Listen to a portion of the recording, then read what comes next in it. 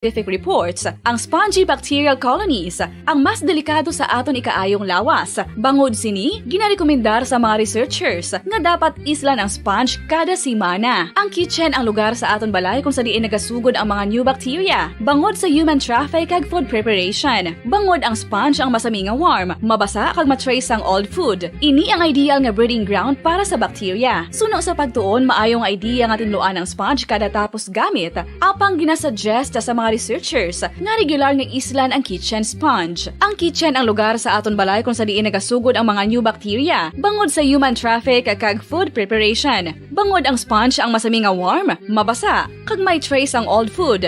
Ini ang ideal nga breeding grounds para sa bacteria. Suno sa pagtuon, maayong nga idea nga tinluan ang sponge kada tapos gamit. Apang ginasuggest sa mga researchers nga regular nga islan ang kitchen sponge.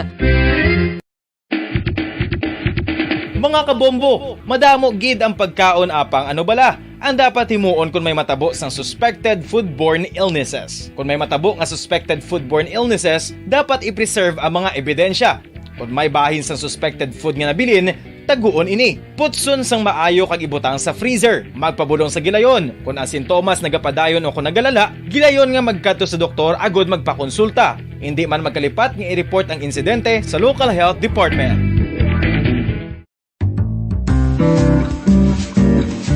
Mga pamaagi para mangin matinlo kag safe ang aton mga pagkaon. Ipabilin nga matinlo ang palibot. Isiparar ang hilaw sa naluto ng mga pagkaon. Lutuon sang maayo ang mga pagkaon nga dapat lutuon. Taguon ang mga pagkaon sa safe nga temperature. Depende sa kinahanglan sang klase sang pagkaon. Maggamit sang safe nga tubig kag raw materials.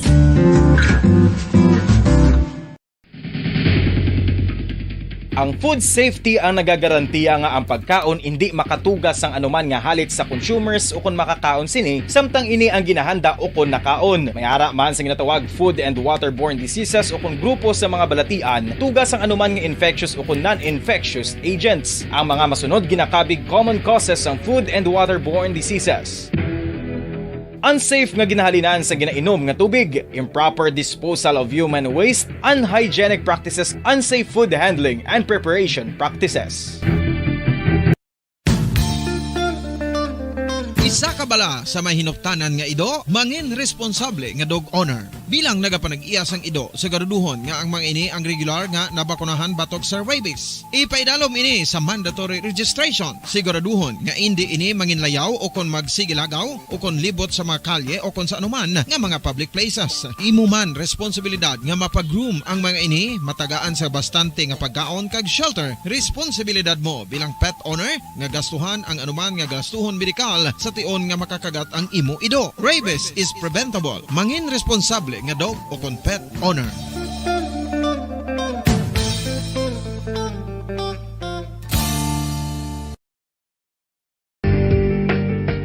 Kinahanglan mo bala nga mag-recharge? Hindi mo na kinahanglan nga magsalig pa sa caffeine. Bangod, ang pang-power nap ang makapaboost sang memorya, cognitive skills, creativity, kag energy level. Ang power nap o kon cat nap ang pagtulog sang malipot nga oras kag may tinutuyo nga i-revitalize ang isa ka persona. Masami ini nga nagadugay sang 15 tubtob 20 ka minutos ginahimo kun udto o kun hapon. Santo sa pagtuon, mas mangin alerto ang isa ka persona kung maka-power nap ini. Nagapabuhin man ini sang stress kag nagapa-improve sang cognitive functioning. Isa ini kapamaagi agud nga ma-refresh ang utok sang tawo kung ginakapoy. Magluwas diri, nagapanubo man ini sa risgo sang heart disease.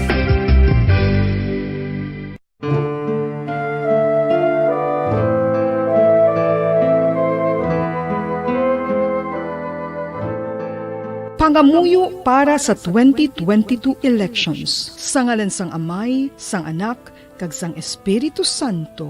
Amen. O Diyos nga amon Amay, sa amon paghandom para sa maabot nga 2022 elections, nagasalig kami sa imo saad nga ipadala mo sa amon ang mga lideres nga nagatuman sang imo mga sugo kag may kinaugali nga nasanto sa imo tagipusoon kag espiritu. Ginoong Jesus, hatagi sang inspirasyon ang tanan nga nagahandom nga magpungko sa pwesto agud sila mangin lider kag alagad nga magabot butang sang kaayuhan sang kadaman, ilabi na ang mga kubos, mga maluya, kag mga ginapigos, labaw sang sa ila personal nga interes. Tagdumala nga alagad nga nagahandom sa matudtud nga pag-alagad, kag indi nga sila ang pag-aalagaran. Tagdumala nga alagad nga may integridad, kag kaluoy para sa tanan. Ubalaan nga Espiritu Santo, sanagi ang amon mga huna-huna kag kasing-kasing, agod amon makita sang maathag ang mga kinahanglanon sang amon katawhan, ang mga promesa sang mga kandidato, kag ang ila ikasarang sa pagtuman sini tanan. Nga kami magpili sang husto nga lider, nga matuod nga magadumala kag mag-alagad, lider nga nagatuman sang imo sugo kag may kinaugali nga nasanto sa imo tagi pusoon kag espiritu, lider nga magahiusa kag magagiya sa amon sa pagpatigayon sang kayuhan sang tanan kag para sa imo bug-os nga kahimayaan. Amay, Anak, kag Espiritu Santo, ikaw ang Diyos sang kabuhi kag paghigugma. Ang Ginoo sang tanan nga panahon, mag-upod ka unta sa amon sa siningtion nga nagahanda kami para sa palabuton nga eleksyon. Amen. Sa ngalan sang Amay, sang Anak, kag sang Espiritu Santo. Amen.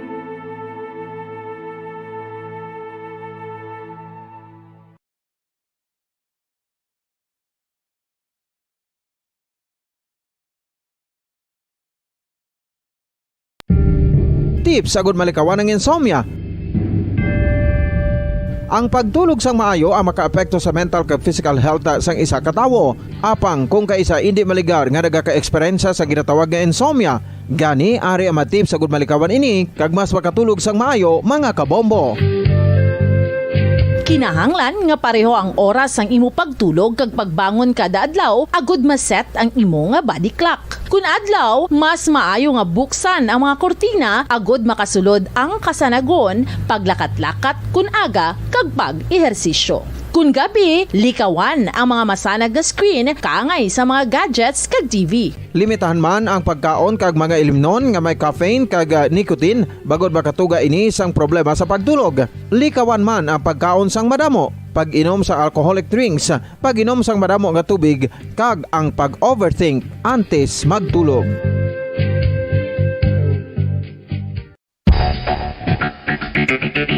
Ang husto nga paggamit sang earphones o kon headphones. Kalabanan sa karon, ilabi na sa mga pamatanon ang masaming nga nagagamit sang earphones o kon headphones sa tion sang nagausar sang gadgets. Apang, ano bala kalawig ang aton paggamit sang earphones kag headphones? Nakahibalo bala kamo mga kabombo nga ang tuman kalawig nga paggamit sini ang makatugas ang ear noise o kon acoustic trauma? May pila naman ka tips nga makabulig agud mahalungan naton ang aton dulunggan kag pamatinan. Dapat nga ipabilin nga yara lang sa 60% ang volume sang aton nga mga earphones o kon headphones. Likawan nga masobra sa 4-5 ka oras ang tayuyon nga paggamit sang earphones o kon headphones. Magtala na sang 15 minutos nga break matapos Tataguyod ng katotohanan. 5 dekada nang nagtatanggol sa mga mamamayan. Patuloy na nagsasaliksik at mabilis maghatid ng mga balitang siksik at malaman. Patuloy na nangunguna sa mga issue, drama, promo at serbisyo publiko. Ito ang Bombo Radyo Bacolod, ang pambansang radyo ng Pilipinas. Paradyo Bombo! Oras sa Bombo Radio Philippine Standard Time in punto las 6, Saga! Bombo Radyo Bacolod. Number 1! Paradyo Bombo! Pilipinas, maayong aga! Welcome sa Bombo News and Views Morning Edition sang DYWB Bombo Radio Bacolod. Adlaw sang Martes, Pebrero 15, tuig 2022. Kagkaron sa tanang mga pangulong dinalan sa top story of the day. US Embassy sa Kiev, Ukraine, ginzirado na bangod sa kangawa nga sakupon sang Russia-Ukraine anuman nga oras. Sa mga nagapanguna nga balita lokal, syudad sang Bacolod kag probinsya sang Negros Occidental, igapay dalom na sa alert level Level 2 sugod buwas. Kick-off sang COVID vaccination sang 5 to 11 years old sa Bacolod kahapon. Nangin madinalagon. Apat na pilason sa paglupok sang hydrogen tank sa barangay Vista Alegre kahapon. 15 ka puno sang marijuana na diskubrihan sa mga otoridad sa syudad ng San Carlos. Sa mga nagapanguna nga balita, National COMELEC nagpanumdum sa mga kandidato nga ipatuman ang mga health protocols sa good nga manikawan ng paglatnanay sa ginapaligayon nga political rallies. Mga individual nga nadakpan nga nagabayular sa election 2022 gun ban nagsaka na sa 1,085. Pagpatigayon sang bayanihan bakunahan drives sa kadabulan sa mga specific areas ginakonsiderar sang gobyerno. Presidente Rodrigo Duterte nagdayaw kay Health Secretary Francisco Duque III sa pagpanguna sini sa pagpakigbato sa pungsod batok sa COVID-19 pandemic. Sa mga nagapanguna nga balita, international relasyon sang Russia kag Estados Unidos apektado na sang Ukraine-Russia tensions. South Korea mag-umpisa na sa paghatay sang 4th dose ng COVID-19 vaccines. Sa balita sa negosyo, presyo sang produktong petrolyo nagsaka naman subong nga aga. Balita sa inampang, Philippine National Women's Football Team magabaton sa cash incentives gikan sa Philippine Sports Commission. Balita sa entertainment, Angel Luxin ginataga na sang iyabana sang wedding ring. Sa balitang espesyal, mga biktima sang love scam sa Pilipinas labi pa nga nagdamo. Ginapatihan nga mayara sang wala pa na record. Oras sa Bombo Radio Philippine Standard Time, 3 minutos lang nakaligad sa tak ng Lasez. Aga nga mo nga pag-abi-abi sa inyo, din man ka mga bahin sang syudad sang Bacolod, probinsya sang Negros Occidental nga nakatutok na nagapamati diri sa DYWB Bombo Radio Bacolod 630 kHz sa lilisuan sang inyo mga radyo kag sumuman sa mga nagapamati kag nagatanaw worldwide paagi sa Facebook Live, sa Facebook fanpage kag YouTube channel sang Bombo Radio Bacolod. Kag karon sa mga detalye na sang mga balita kaupod sang inyo mga tagbalita. Bombo France, Andrew Burgos. Kag Bombo Mary Divine Grace Moreno Coelho sa ato na nga top story of the day sa balita international. Sa Kiev, Ukraine, ginzirado na sang Estados Unidos ang US Embassy sa Kiev kag temporaryo ginrelocate ang gamay nga nabilin nga numero sa mga diplomatic personnel sa Lviv, syudad sang Western Ukraine pangod sa tuman kadasig nga build-up sang Russian forces. Sunod kay Secretary of State Anthony Blinken, ginmando siniyang tikang para sa kailwayan sang ilang mga staff kag ginapanugyan man sa mga nabilin nga US citizens sa Ukraine nga maghalina sa pungsod sa madali nga panahon. Pahayag sini ang precaution ng wala nagapakita nga nadula ng ilang pagsuporta kag commitment sa Ukraine. Patag ni Blinken nga ang ila commitment sa soberanya kag territorial integrity sang Ukraine ang wala nagadula. Padayon man sa mga iniyang pagtinguha nga makalabot sang diplomatic solution agod nagapabilin o kung mapabilin sila sa pagkonekta sa Russian government kasunod sang pagtawag ni US President Joe Biden kay President Vladimir Putin kasubong man sang iyang paghinunanon kay Foreign Minister Lavrov. Dugang pa ni Blinken nga ang alagyan para sa demokrasya ang nagapabilin nga bukas kung piliyon sang Russia nga mag-engage pinagi sa good faith. Ginalook forward man sang opisyal ang pagbalik sang ilang mga staff sa embahada sa tiyon nga mayo na ang sitwasyon. Ang tikang ang ginpatigayon matapos nga ang US ang nagmando sa kadaman sang US government employees nga magalin sa pungsod kag ginanunsyar na ang consular services sa US Embassy ang igasuspende sumugod sang Domingo. Ang State Department ang nagpayag nga magabilin sila sang gamay nga consular presence sa Lviv para sa emergency services. Sulit-sulit naman nga ginapanawagan sang US officials sa mga American citizens nga maghalin na sa Ukraine bangod sa posibilidad sang Russian invasion nga mahimo matabo sa anuman nga oras. Oras sa Bombo Radio Philippine Standard Time, 5 minutos lang nakaligad sa takna nga sa isaga. Saylo kita sa mga detalye na sa mga nagapanguna nga balita lokal. Igapay dalom na sa alert level 2 ang syudad sang Bacolod kag probinsya sang Negros Occidental sumugod buwas sa Enero 16 sa tubtub o kon Pebrero 16 tubtub Pebrero 28 tuig 2022. Ginanunsyar sang Malacañang kahapon nga magapabilin ng Metro Manila sa alert level 2 tubtub sa Pebrero 28 tuig 2022. Ginpagwa ni Acting Presidential Spokesperson Carlo Nograles ang anunsyo matapos nga maisugtan sa Metro Manila Council nga ginabugusan sa 17 ka mga alkalde sa Metro Manila ang pagpabor nga magpabilin sa alert level 2 ang rehiyon tubtub sa katapusan sang Pebrero.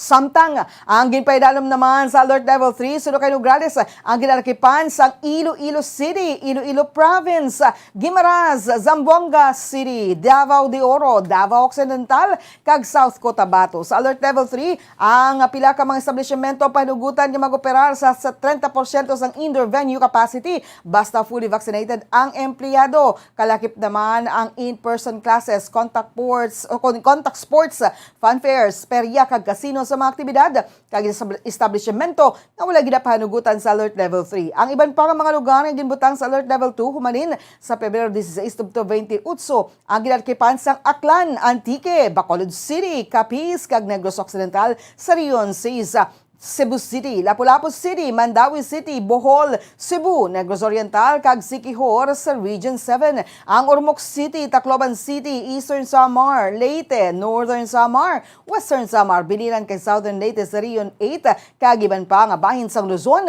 kag Mindanao. Ginalao man ang chairman ng Local Interagency Task Force ng Bacolod nga ipaidalom sa Alert Level 2 ang alert level system sa Bacolod City kag Negros Occidental halin sa Alert Level 3.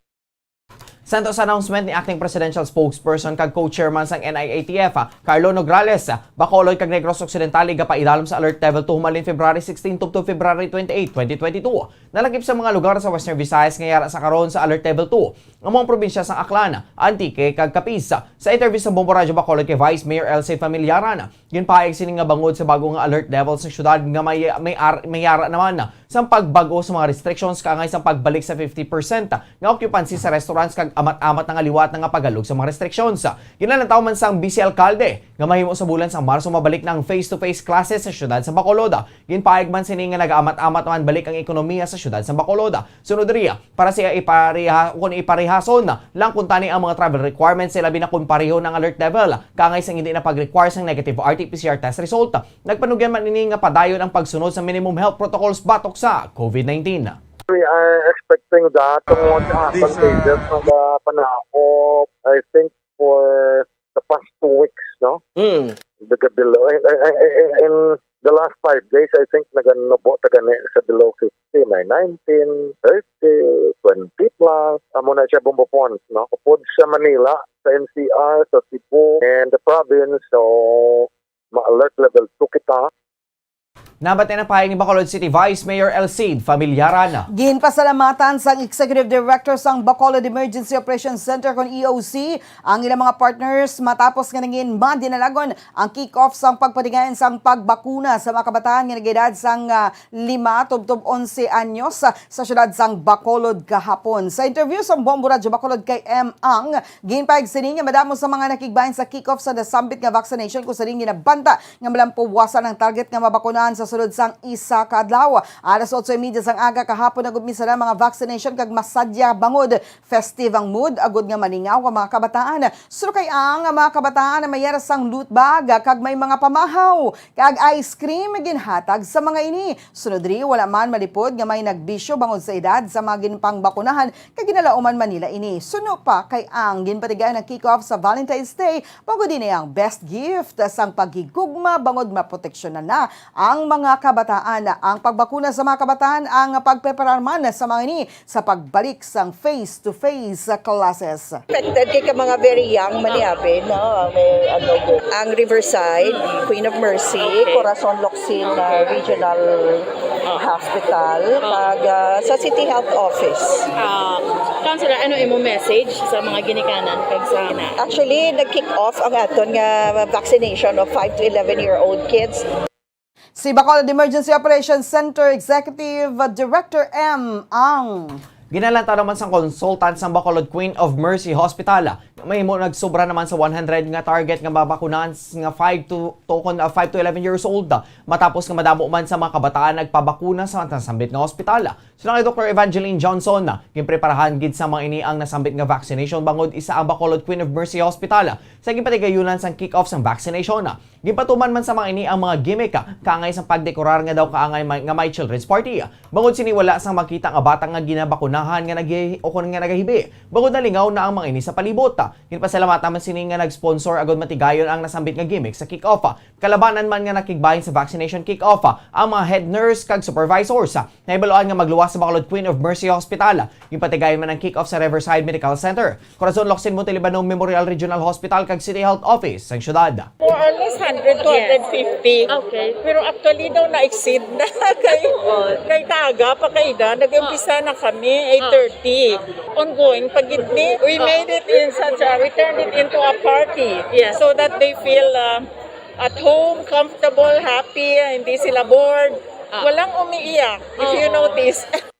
Nabate ng pahayag ni Dr. Evangeline Johnson, consultant sa Bacolod Queen of Mercy Hospital. 12 minutos na nakaligad sa tak ng alas 6 sa aga sa iban pang balita lokal. Ginumpisahan man sa Teresita Lopez Arandoni Provincial Hospital ang pagbakuna sa mga kabataan nga nag-edad sang 5 to 11 anyos batok sa COVID. Sa interview sa Bombo Radio Bacolod kay Dr. Ernel Tumimbang, pinuno sa Provincial Health Office sa probinsya sang Negros Occidental, madamo sa mga ospital na tada nga magpadigyan sa nasambit nga vaccination. Ganyo sa mga ospital nga nakahanda na nga magbakuna sa age group ang umpisahan na. Sunod pa diri may mga yara sa training nga ginpatigayon para sa mga magakonduct sang vaccination. Target sa probinsya nga mabakunahan sa mga kabataan na 363,249. Ginpagman nito mimbang ang bakuna para sa mga kabataan ang ginformulate nga Pfizer vaccine. Sunod diri prioridad Manila nga mabakunahan ang 5 to 11 anyos sa mga high risks areas. Ginabanta nga 360,000 pesos ang balor sang kalitan sa sunog nga nagluntad sa Barangay Mandalagan, syudad sa Bacolod kahapon. Isa ka residential area ang nasunog kung sirina. Nagkapadayon pa sa karon ng pag-imbestigar sa Bureau of Fire Protection o BFP sa gintunaan sang sunog. Ginalantaw nga ang kalayo ang nagumpisa sa kwarto nga ginaokupar sa nga ginkilala kay Larry Fernandez. Apang wala pa matumod ang rason na. Ginapakamaayo naman nga wala sang tao sa balay sang natabo ang sunog. Samtang isa naman ka hydrogen tank nga ginagamit sa pagtugong sang hangin sa mga balloons ang naglupok kahapon sa Barangay Vista Alegre nga nagresulta sa pagkasama o kung pagkapilas sang 4 ka individual. 2 sa mga nasamaran ang menor de edad, samtang ang 2 naman ang gikilala kanday Cyrus Katiga, 32 anyos kag Efred Villamor, 70 years old galusay nagangkon sang minor nga injuries. Ang balor sang kalitan nga tugas ang naglupok nga hydrogen tank ang ginabanta nagabalor sang 240,000 pesos. Kadunggan sang paghatag sang seguridad sa katapos sang Regional Drug Enforcement Unit kon RDEU matapos nga magpatigyan sa bypass operation sa syudad sang San Carlos sa probinsya sang Negros Occidental, natugiban sa katapos sang San Carlos City Police Station ang mga gintanom nga marijuana. Sa interview sa Bombo Radio Bacolod kay Police Lieutenant Ruby Aurita, ang Deputy Chief sa San Carlos City Police Station, ginpaigsining ang RDEU nga ginpangunahan ni Police Lieutenant Colonel Mark Anthony Daroca ang napatigayon sa bypass operation sa Lower Natuyay, Barangay Kudkod sa San Carlos City kung saan nagresulta sa pagkadakop kay Benji Clarion alias Benji. So kay Aurita, samtang naghahatag sa seguridad sa katapos ang RDEU nga nagapatigayon sa bypass operation sa nasambit ka lugar, nasiplatan sa katapos sa San Carlos City Police Station ang natanom nga marijuana kag natigayon sa mga ini nga makuha ang 15 ka puno sang fully grown marijuana. Ginatagba ni Aurita nga ang nakumpiskar nila nga marijuana ang lain sa nakumpiskar sa posisyon ni Clarion matapos ginpatigayon ang bypass operation. Ginpahigman sa Deputy Commander sa nasambit nga police station nga nakuha sang RDEU kay Clarion ang 76 ka bag-o nga tanom nga marijuana kag 25 ka fully grown nga marijuana nga nagabalor sang 19,200 pesos. Sa amon ang nakuha sang aton mga personnel in marijuana nga 15 di bala kapunuan nga fully grown marijuana. Amon siya ang mga marijuana nga nakit-an sang amon nga mga tropa samtang nagakandak sila sang security dito. Nakita man na sa area. Yes, malapit dito within sa area man sa ginkandakan sang operation sang RPDEU. Si Police Lieutenant Ruby Aurita ang Deputy Chief sa San Carlos City Police Station. Para sa katapusan nga balita lokal, hinapatian nga na kuryenteng 32 anyos nga lalaki nga nasa puwan nga wala na sang kaboy sa sulod sang Iyabalay sa Purok Maninihon, Barangay Panukoy, syudad sa Bacolod.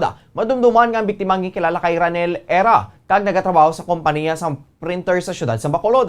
Sunod kay Police Major Jory Puerto, ang Station Commander sa Bacolod Police Station 8, nagapanimhaw ng balay sa apang wala sang nagasabat gikan sa sulod. Bangod sa nakalak gikan sa sulod ang balay, ginpaagi sa mga ini ang isa ka bata sa bintana nga ginpalusan ag sang agod nga mabuksan ang pertahan. Ilan ang nasapuan ng bangkay sa biktima nga sunog o kung nga sunog ang nawo nga ginapatihan tugas sa pagkakuryente siniya. Sa investigasyon sa kapulisan, yara sa tupad sa biktima ang iya nga nasunog nga charger nga mahimo nag-short circuit kag naglupok samtang ginauyata naman ni Era gani siya na kuryente. Mahimo man nga natumba ini kag nakabunggo ang ulo tubtob sa napatay ilabi na nga nagaisano lang ini sa balaya. Ginalantaw man nga mahimo 3 na kadlaw nga napatay ang biktima bangod sang Sabado pa ini sang uli nga nakita sa mga kaingod. Si Era ang nagaisahanon lang sa iya puluyan bangod bulag ini sa iyang asawa. Ang siyam katuig nga bata sini ang masamiman nga nagabisita diri. Apang ini ang yara sa luyo na sang iyang iloya. Sunod kay Puerto, mag-request pa ang inisang autopsy examination sa bangkay agud nga masiguro kung ano ang matuod nga kabangdanan sa kamatayon sang biktima. So sa investigasyon, kurente na siya ay para pang kamo ang charger ang cord ng cellphone niya. Sunog ang cord ng charger. Di ko dapat daw na natabok ng daho na siya. Probably nga na gini na short circuit ko ng iyang charger ang cord para natabuan na nahikap ya. Muna nga na kurente siya tapos na mo siguro nalipon. Nabat na pa ni Police Major Jory Puerto, ang Station Commander sa Bacolod Police, Station 8. 17 minutos lang nakaligad sa atak ng Resi Saga. Bantayan sa pagpanumbalik sang Bombo News and Views Morning Edition. Mga detalye na sa mga nagapangunang balita national, international, kagiban pa diri sa gihapon sa DYWB Bombo Radio Bacolod. Bombo Radio Bacolod. Number 1! Paradyo Bombo.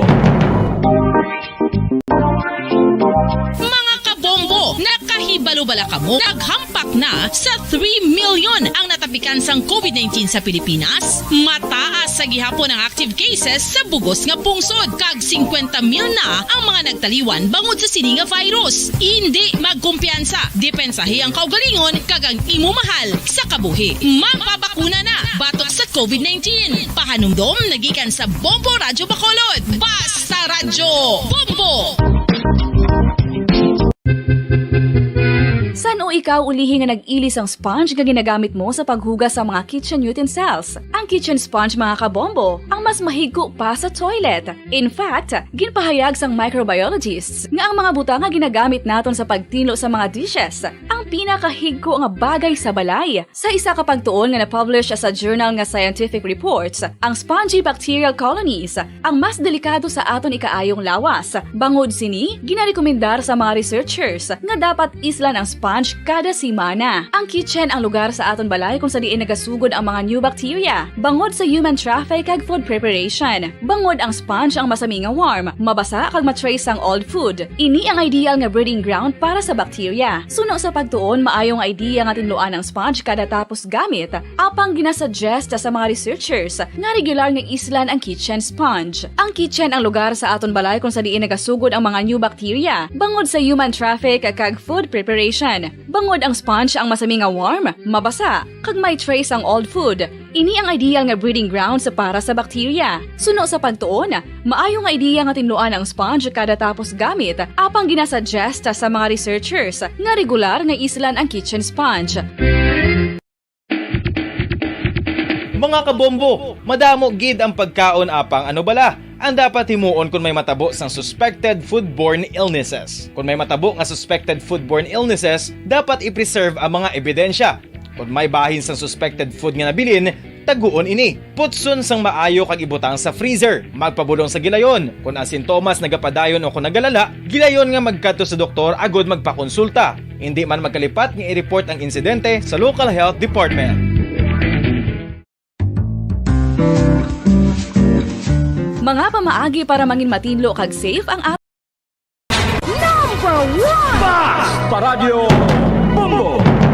Oras sa Bombo Radio Philippine Standard Time, 20 minutos lang nakaligad sa atak ng Resi Saga. Padayon ka mga nagapamati, nagatanaw diri sa DYWB Bombo Radio Bacolod. Ini ang Bombo News and Views Morning Edition sa gihapon. Kaupod ninyo Bombo Franz, Andrew Borgos. kag Bombo Mary Divine Grace Moreno Coelho sa mga detalye na sa mga nagapanguna nga balita national.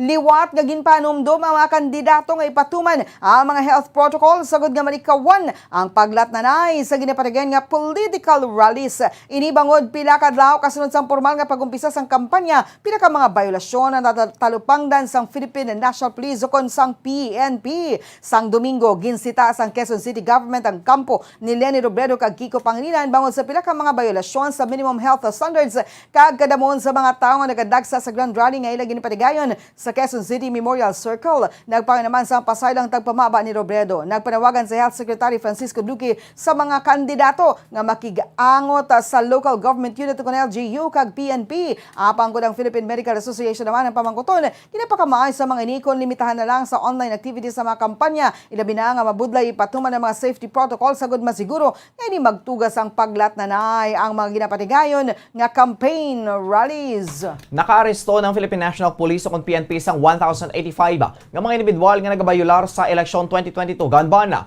Sa data sa PNP, kalabanan sa mga violators na na-report sa National Capital Region o NCR nga nagdangat sa 356 offenders. Ginsundan sa Central Visayas nga may 140 kag Central Luzon nga may 121. Payag sa PNP nga 1,048 sa mga naaresto nga violators ng sibilyan, 8 ang police officers, 7 military personnel kag 13 ang security guards. Ang mga nakumpiskar nga sa mga violators gikan sa 855 ka mga police operations, ang ginbugusan sa 832 ka firearms, 5,141 ka rounds, sa ammunition kag 382 ang deadly weapons. Sinalom sang Resolution 10728, ang Commission on Elections o COMELEC ang nagadumili sa paghupot, pagdala kag pagbiyahe sa armas o deadly weapons sa guwa sa mga panimalay kasubong man sa tanan nga pampubliko nga lugar. Humalin sa January 9 to June 8. Exempted naman ang mga law enforcers sa ganban bangod silang may authorization gikan sa COMELEC. Dapat man ang mga ini nga magsuksok sa prescribed uniform nga puti samtang yara sa o kunyara sa official duty sa tiyon sa election period. Sa PNP, ang mga violators ang mahimo mapreso sang hindi magnubo sa isa ka tuig kag hindi maglapaw sa 6 ka tuig. Samtang ang mga ini ang hindi naman subject sa probation.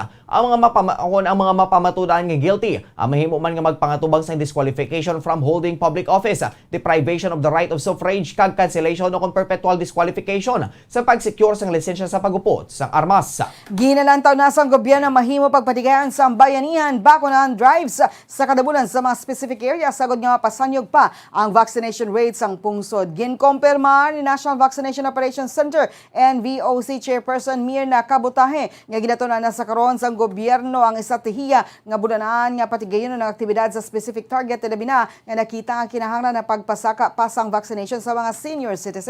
Suno kay Kabutahe, kapin sa 2.5 million senior citizens pa sa gihapon ang wala pa mabakunahan.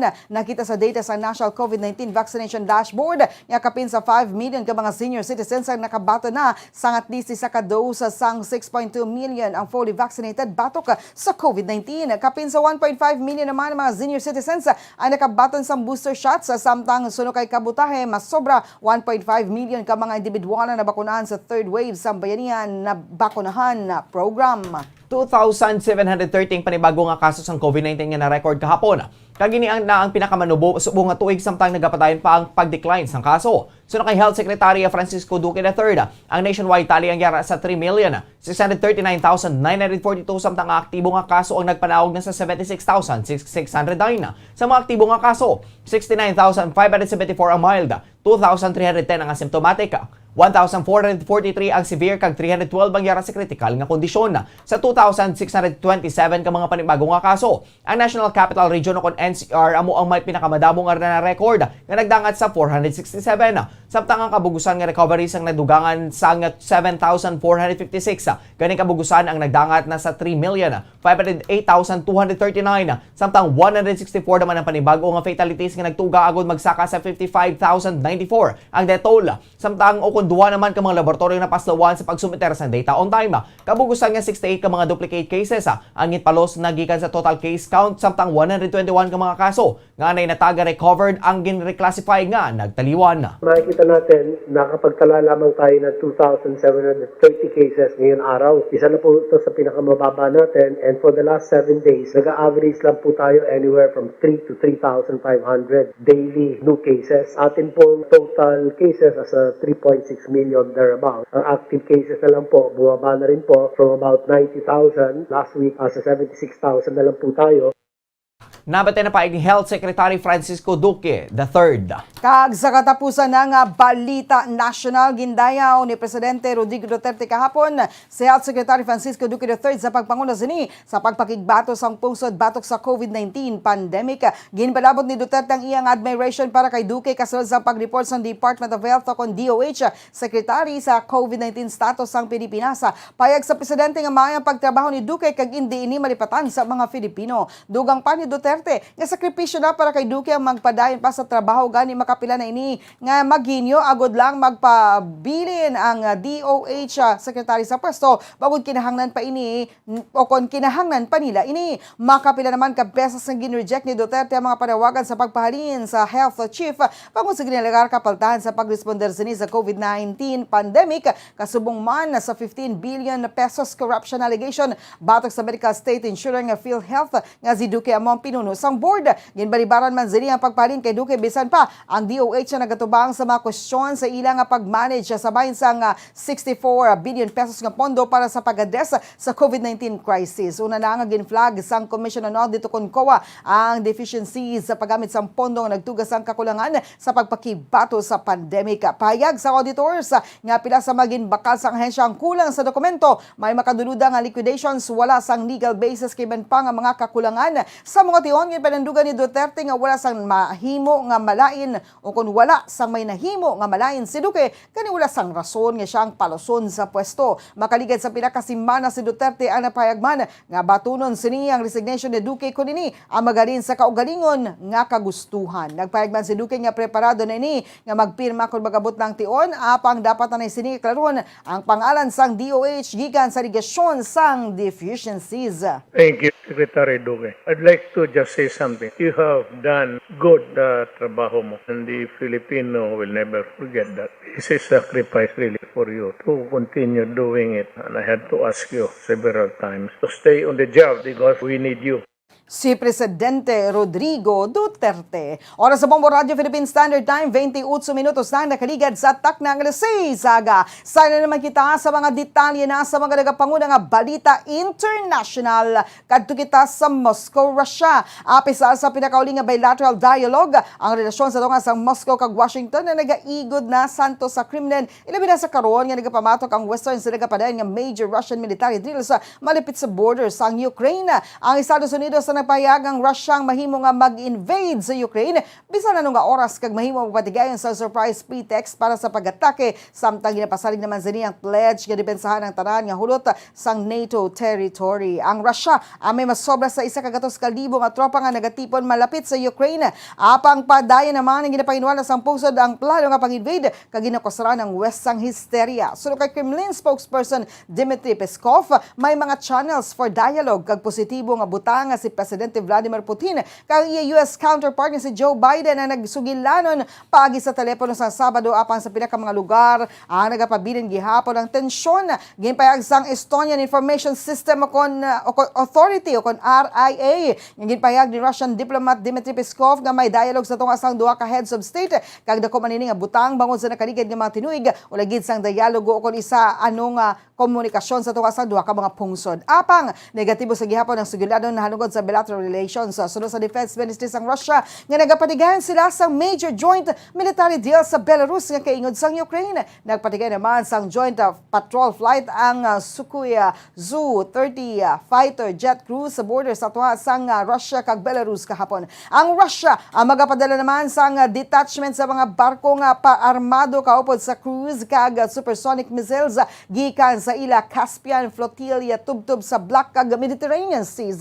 Ginpay naman sa Black Sea Fleet sang Russia sang Sabado nga masobra sa 30 ka mga barko ang nagumpisa sa training exercises malapit sa Crimean Peninsula sa Moscow nga nagsugod sang 2014 nga kabahin sa mga exercises gikan sa Pacific tubtub sa Atlantic nga ginalakipan sang tanan nga fleet sang Enero kag Pebrero. Samtang masobra 30 ka mga transport kag attack helicopters naman ang nagpatigayon sang tactical exercises sa southern Russia. Sa South Korea, mag-uumpisa na sa paghatag ng 4th dose ng COVID-19 vaccine sa South Korea subong nga bulan. kag supply sa milyon-milyon nga dugang nga home test kits agod nga mapahagan-hagan ang shortage karon sa naga-surge gihapon ng Omicron infections.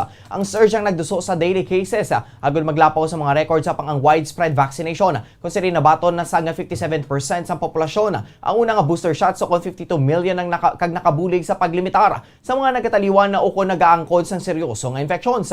Suno kay Health Minister Kwon Jokchol, ang mga high-risk groups ang unang nga makabaton sang fourth dose o kung ang ikaduha nga booster shot. Pahayag sini nga plano nila nga ihatag ang fourth dose sa mga nagatinera sa nursing homes, care facilities kag iban pa nga may manubo nga immunization. Ilabi na nga nagasaka o kung nagsaka ang infection sa mga edad sa mga nag-edad na 60 years old pasaka. Hindi magnubo sa 44.22 million nga mga persona o kung 86.2% sa populasyon ang ginakonsiderar nga fully vaccinated. Sa Korea Disease Control and Prevention Agency o KDCA, ang panibagong nga kaso sa Domingo ang yara sa 54,619 kag ang kabugusan nga infections. Ang nagdangat na sa 1,405,246. Ang death toll sa South Korea ang nagsaka na sa 7,102 sa pagdugang sa 21 nga mga ginbawian sang kabuhi. Kag sa katapusan na nga balita international, kadto kita sa Malaysia. Kang isang Pilipinas ginaselebrar man sa Malaysia ang Valentine's Day, magluwas lamang sa mga Muslims. Sa interview sa Bombo Radyo Bacolod kay Jay Dapulang Hayawon, ang Bombo correspondent sa Malaysia, gimpag sininga may nagaselebrar man nga hindi mga Muslims nga mga couple kung sila nagahatag man sang bulak kag chocolates. Nagagwa man nga ang mga non-Muslim couple agod nga mag-count sa mga restaurant sa piyak sang hugot nga mga pagsunundan nga ginahimo sa Malaysian government bangod sa mataas nga kaso sa COVID-19. May raman sa mga pulis agwa sa mga restaurant sagod nga masiguro nga ginasunod ang mga pagsunundan batok sa COVID-19 samtang madamaw naga-dinner kadungan sang Valentine's Day. Gimpag man sini nga mahimo nga wala gid naka-enjoy bangod nag-ulan samtang madamo sa mga couple ang nagalagaw kang isang pagpabakal sa mga pagkaon sa steamboat. Samtang gimpag man sini nga personal siya nga nagapati nga kun gintag na kamusang Ginoo sang isa kag isa kamo magadayon ay apisar nga wala ginaselebrar ang Valentine's Day. Medyo nag-stricto sila kung hindi naman total naging close nila, gin-strictohan lang nila. Pero hindi siya hindi siya gin-close gid open siya to, nagapungko, nagakaon. Sang kung ano lang yung diri abi may anak kami ginatawag nga steamboat. So mga couple sa mga daw mga syumad lara sa igadigad lang kadalan. Si Bombo correspondent Jay Dapulang Hayawon nagikan sa Malaysia. Sa ato nga balita sa negosyo, nagsaka naman ang presyo sa produktong petrolyo subong nga aga. Ini nang ikapito nga sunod-sunod nga simana sang pagsaka sang presyo. Sa separadong advisories ang Chevron Philippines Incorporated o Caltex, Flying V, Petron Corporation, Philippine Shell Petroleum Corporation kag Seaoil Philippines Incorporated ang nagpayagan sila ang magapasaka sang 1 peso and 20 centavos sa kada litro sang gasolina, 1 peso and 5 centavos sa litro sang diesel, kag 65 centavos sa kada litro sang kerosene. Ang clean fuel, Petrogas kag Unioil Petroleum Philippines Incorporated ang mag-implementar sang kaangay man nga adjustment ang magluwas na lang sa kerosene nga wala sa ila produkto. Ang pagbago ang epektibo alas 6 subong aga. February 15 magluwas sa clean fuel nga mag-implementar sang adjustment alas 4:01 sang hapon. Kag ang Caltex nga nag-implementar alas 12:01 kay na sang kagahon. Sa latest data sang Department of Energy o DOE, ang year-to-date adjustment ang nagatindog na sa total net increase ng 5 pesos and 70 centavos sa kada litro sang gasolina, 7 pesos and 95 centavos sa kada litro sang diesel, kag 7 pesos and 20 centavos sa litro sang kerosene as of February 1, 2022. Sa kay Oil Industry Management Bureau Director Rino Abad, ang padayon nga pagsaka sang presyo ang bangod sa disruption sa supply chain kadungan sa pagnubo sang global supply. Para sa ating foreign exchange rate, ang isa ka US dollar may baylo nga 51 pesos and 32 centavos. Ang isa ka Hong Kong dollar may baylo nga 6 pesos and 58 centavos. Ang isa ka Singaporean dollar may baylo nga 38 pesos and 12 centavos. Ang isa ka Saudi Arabian rial may baylo nga 13 pesos and 68 centavos. Kag ang isa ka euro may baylo nga 58 pesos and 20 centavos. Ang average nga presyo sa produktong petrolyo nagikan sa Shell, Caltex, kag Petron stations. Ang unleaded na gabalor sang 64 pesos and 5 centavos, tubtob 64 pesos and 79 centavos. Ang premium na gabalora sang 65 pesos and 5 centavos, tubtob 67 pesos. Ang diesel na gabalora sang 54 pesos and 40 centavos, tubtob 50 pesos and 64 centavos. Kag ang kerosene na gabalor sang 60 pesos and 12 centavos. Kag sa atong nga balita sa inampang, Natala na nga magbaton sang cash incentives ang Philippine National Women's Football Team gikan sa Philippine Sports Commission o PSC bungon sa paglabot sa semifinals sang 2022 AFC Women's Asian Cup kag pag-qualify para sa 2023 FIFA Women's World Cup. Apang ini ang pending pa sa karon sa pag-aprobar sa board. Ginpaay sang PSC nga kahapon nagpatigayon sa courtesy call ang women's squad kay PSC Chair Butch Ramirez nga ginupdan ng daya PSC Commissioner Celia Kiram kag Arnold Agustina. Apang wala na sa mga ini gin-disclose kung pila ang balor sang cash incentive nga mabaton sang team sa to sa gin-endorso sang Philippine Football Federation o kon PFF. Ginpag ni Ramirez sa flag ceremony sa ahensya kag ginakilala nilang outstanding performance sa mga kababaihan.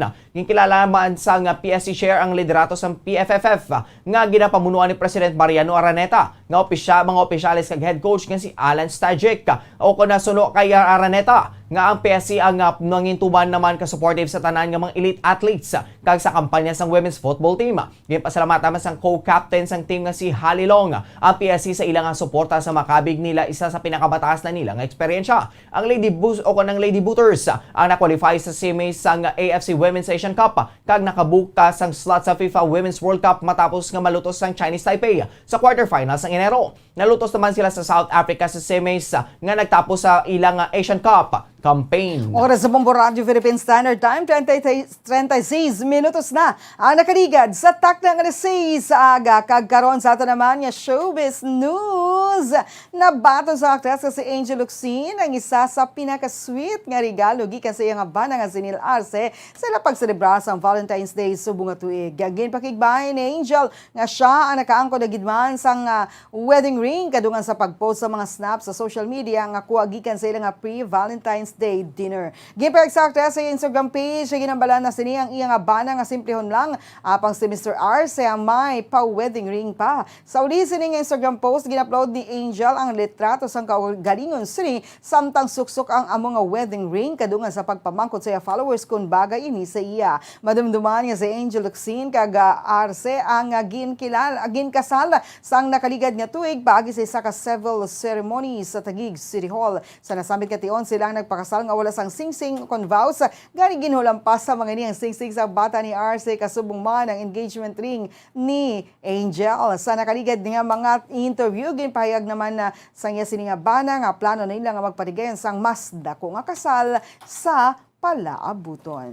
Para sa aton nga Bombo Health News, nagpaandam sa publiko si Presidente Rodrigo Duterte batok sa online stores nga nagabligas sang counterfeit o kon na peke nga mga bulong. Ini matapos nga ginpahayag sang Food and Drug Administration o kon FDA nga ilagi na monitor ang pagbaligya online sa mga medisina o kon medisina. Aminado man si Duterte nga wala ini masyado sang ihibalo sa teknolohiya. Apang padugyan sini sa publiko nga mas maayo nga likawan anay online stores. Ilabi na sa pagbakal sa bulong.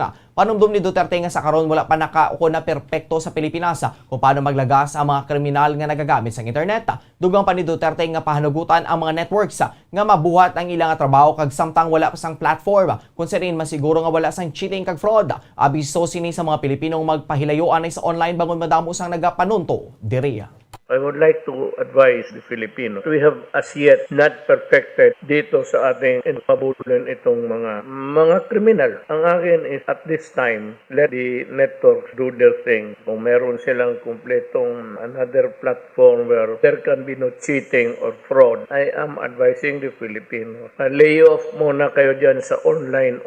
Maraming tulisan dyan.